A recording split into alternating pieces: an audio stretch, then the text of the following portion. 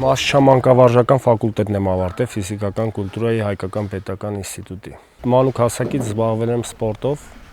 բռնցքամարտով հիմնականում։ Սկզբից զբաղվել եմ թեքվանդոյով, հետո փոխել եմ բռնցքամարտ։ Ունեմ մոտ 15 մեդալներ, առաջին, երկրորդ, ծառայության ժամանակ Ղարաբաղում ունեմ մեդալներ, պաշտպանության բանակում առաջին տեղն եմ եղել սպորտով։ Ծառայելուց հետո ավարտեցի ինստիտուտս ու այդ ոլորտով չշարունակեցի էլ։ Այս պահին զբաղվում եմ շինարարությամբ, կառուցում եմ դպրոցներ, Աբովյանում եմ հիմա կառուցում դպրոցներ, Աբարանում եմ կառուցել դպրոց, շենքեր։ Ես ամեն անգամ, երբ որ հեռախոսով ինչ-որ վիդեոներ նայելուց գալիս է, որ Շուշիում արդեն թուրքեր են ապրում, Մարտակերտում թուրքեր են ապրում, Ստեփանակերտում թուրքեր են ապրում, իմ մեջ միշտ գալիս է այն պահը, որ ես ընդեղ եմ եղել, ինձանից առաջ մարդիկ ոնց են Շուշին հետ վերցրել, ինչքան արյունաթափվել, ինչքան մարդամահացել ու հիմա որ մենք չունենք այդ ամեն ինչի, իմ համար դա խորը ցավ է։ Ես 2 տարի այնտեղ եմ ապրել։ Ես ծառայել եմ Արցախում որպես հետախույզ դիպուկահար, այդ ժամանակ իմ մեջ հայրենասիրությունն ու դուխը այնքան շատ ա եղել, որ ես չեմ մտածել, որ կարող է գա մի օր, որ կարանք կորցնենք Արցախը։ Ես իմ ծառայության ժամանակ կորցրել եմ իմ վաշտի հրամանատարին, կորցրել եմ իմ ծառայողական ընկերոջը դիվերսիայի ժամանակ, բայց դրանից իմ դուխը չի ընկել։ Եղել են պահեր, որ մնացել ենք կրակահերթի տակ։ Եղել են պահեր, որ գիտակցել ես, որ վсё, այս քո վերջի օրն է, դու կամ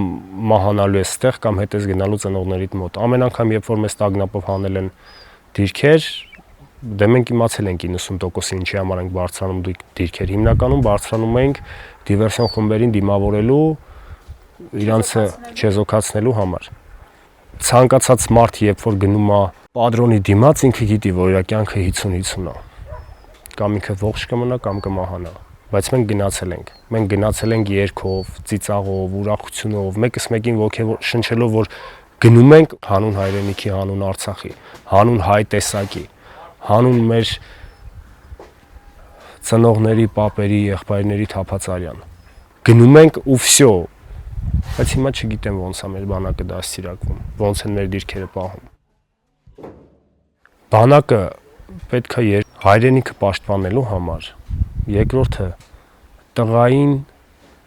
տղամարդ սարքելու համար։ Երբ որ մարդը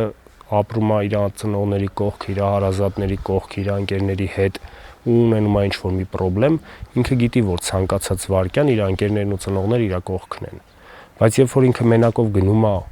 ու գիտի ինքը մենակ է ու այնտեղ 2000-3000 իր նման տղաներ են ու խնդրի մեջ է ընկնում, ինքը այդ խնդրից դուրս է գալի, դառնում է տղամարդ, սովորում է ինքնուրույն լինել, սովորում է կոկիկ լինել, սովորում է հայրենասիրություն։ Մեկը ցանկացած մարդու ինչքան ուզում են խոսքերով ասեն։ Ինքը չի սովորի այնքան, մինչև սեփական մաշկի վրա չզգա, մինչև դրան ձեռք չտա։ Փոքր երեխային ինչքան էլ ասես տաք է ձեռք մի տուր, ինքը չի հասկանա, որ այդ տաք է։ Մինչև մատը չդնի, որ վառվի ցավը զգա, չի հասկանա, որ տաք է։ Մենք հիմա էլ ենք ուժեղ։ Ես 2 տարի 4-5 պրիզիվ եմ տեսել, 5 տարբեր տարիքային խմբեր եմ տեսել։ 5-ի մեջ չեմ տեսել այտենց տարիքային խումբ, որ ինքը ոգեշնչված չլինի, ինքը հասուն չլինի իր տարիքից մեծ։ Հաղթած են, բայց մեկը իրանք վախկոտ են։ Վախկոտի հետ բարեկամություն չեն անում։ Վախկոտի հետ ընկերություն չեն անում, որովհետև վախի մեջ ապրող մարդը, իր տեսակով վախկոտ մարդը ամեն ինչի ամեն պահ պատրաստ է։ Մենք ունենք վառ օրինակ, ունենք հերոսներ, ունենք վիդեո տարբերակներ, որ հիմա բոլորս էլ նայում ենք։ Մեր մի զինվորը մի ավտոմատով իրանց ամբողջ վաշտին գոռում է, որ դուք здесь всех трусы, ու իրանք բոլորը փախնում են։ Հենց այդ իրանով ասում է, որ իրանք վախկոտ են։ Ուղղակի չգիտեմ ոնց է ստացվել։ 20 թվականին այստեղ էիք։ Չէ, արտերկրում եմ եղել։ Հետ օրերին ամեն պահ, ամեն ինչը մոռացած, ովքեր որ մեր երիտասարդների ծննդեղ եղել է, բոլորս միահամուռ հավաքված ամեն պահ լուրերն էինք նայում, ամեն պահ թերթում էինք, տեսնեինք ինչքան առաջ գնացին, ինչքան ետ եկան։ Զուտ խոսքերով ոչինչ չի լինում։ Եթե ինչ-որ մի բանի ցանկանում ես հասնես, դրա համար պետք է միջոցներ ունենաս։ Այսօր եթե փոքրուց չսերմանեցիր երեխայի մեջ քո պատմությունը, քո հայ լինելը, քո գրերի գյուտը, քո տարած պատերազմները, քո տարած հաղթանակները, քո Տիգրան Մեծին, այդ երեխան մի քանի տարի հետո իր ժառանգին չի սովորացնելու այդ ամեն ինչը։ Իր ժառանգին չի սովորացնելու, ու անցնելու է 100 տարի մեր պատմությունը մոռացվի։ Ասում են սահմանը բացվի լավ կլինի, որ Երևանում շատ մարդկանց հետ եմ շփվում գործնական առումով, ինձ իմանում են մարգարայեցեմ, ասում են դե հեսա ձեր սահմանը բացվի, ձեր համար լավ կլինի։ Ես իրանց բացատրում եմ սենց, երբ որ մեր սահմանը բացվի, ել իմ 5 տարեկան երեխան չի կարող խանութ գնա, քո 5 տարեկան երեխան չի կարող խանութ գնա։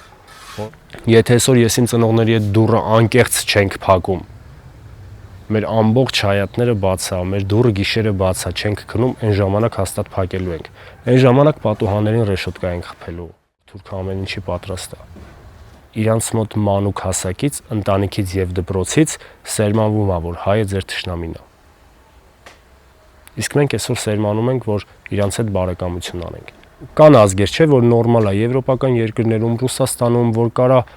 ռուս աղջիկը ամուսնանա ուզբեկի հետ, տաջիկի հետ, թուրքի հետ, հայի հետ, բայց մեր ազգի մեջ այդ չկա։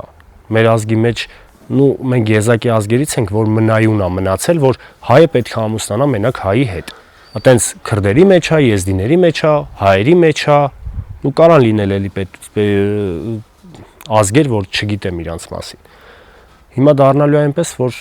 եթե անցավ մի 20-30 տարի ու ինչպես որ ուզում են հիմա, որ բարեկամություն անեն, հարավանություն անեն, մեկը գա ստեղ տուն առնի ապրի, բնականաբար այտենց է լինելու, որովհետև հիմա մեր երիտասարդների մեծամասնությունը շատերը ամուսնանում են պարսիկի ու հնդիկի հետ։ Իսկ ոնց կարա հայ տեսակը սերունդ տա թուրքի ու ադրբեջանցու հետ, ես չեմ պատկերացնում։ Իմ ուղեղի մեջ չի տեղավորվում։ Ես որ մտածում եմ, որ կարամ ունենամ երեխաներ, թոռնիկներ ու գա ինչ-որ մի պահ, որը տենց լինի, ես իմ մեջ սարսափ եմ ապրում։ Ես իմ մեջ չեմ ուզում ամուսնանալ, որը տենց օր չգա։